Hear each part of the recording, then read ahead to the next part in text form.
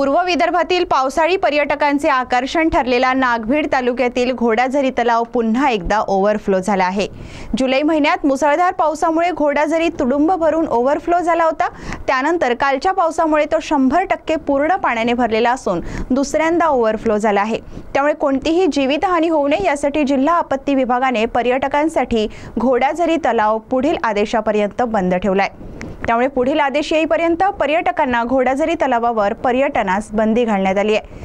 तर नमस्कार मित्रांनो, आपण बघत आहात CTV न्यूज। कालपासून ज्या मुसळधार पावसाने जी सुरुवात केली होती, आज त्याचेच परिणाम घोडाझरीमध्ये पाहायला मिळते। घोडाझरी तलाव हा 100% पूर्ण पाण्याने व्यापलेला आहे आणि सध्या जिल्हा आपत्ती विभाग यांच्या सूचनेनुसार सध्या तरी घोडाझरी पर्यटन क्षेत्र हे पर्यटकांसाठी बंद ठेवलेले आहेत।